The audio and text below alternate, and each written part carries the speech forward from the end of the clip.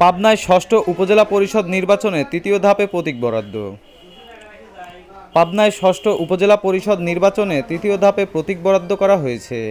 আজ সোমবার 14ই মে সকাল 11টার দিকে জেলা প্রশাসন কনফারেন্স রুমে রিটার্নিং কর্মকর্তা ও জেলা ম্যাজিস্ট্রেট আবদুল্লাহ আল মামুন এই তিনটি উপজেলা পাবনা সদর, আটঘরিয়া ও ঈশ্বরদী উপজেলা প্রতীক বরাদ্দ করেন। এ সময় উপস্থিত ছিলেন তিনটি উপজেলা চেয়ারম্যান প্রার্থীগণ ও ভাইস চেয়ারম্যান প্রার্থীগণ। এদিকে পাবনা সদর উপজেলা চেয়ারম্যান পদে নির্বাচন করেছেন 5 জন প্রার্থী, ভাইস চেয়ারম্যান প্রার্থী 11 জন ও মহিলা ভাইস চেয়ারম্যান প্রার্থী 2 জন প্রতিদ্বন্দ্বিতা করেছেন।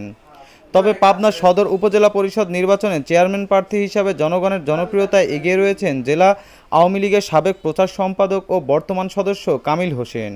তিনি কাপ পিরিজ প্রতীক মার্কা পেয়েছেন। তার লক্ষ্য সদর উপজেলাকে একটি সুন্দর ও স্মার্ট উপজেলা হিসাবে গড়ে তোলা। সুন্দর সুসম্পর্ক রয়েছে এবং 10টি ইউনিয়ন পরিষদের চেয়ারম্যানগুলির সঙ্গে আমার একটি সুন্দর সুসম্পর্ক রয়েছে। আমি দীর্ঘ এই 2-2.5 মাস যে গণসংযোগ করেছি, তাতে সাধারণ মানুষ থেকে শুরু করে বিভিন্ন শ্রেণী পেশার মানুষ, বিভিন্ন স্তরের জনপ্রতিনিধি আমাকে তারা বারংবার আশ্বস্ত করেছেন যে ইনশাল্লাহ আপনি একজন পাবনা জেলা আওয়ামী লীগের পরীক্ষিত নেতা, একজন ত্যাগী নেতা।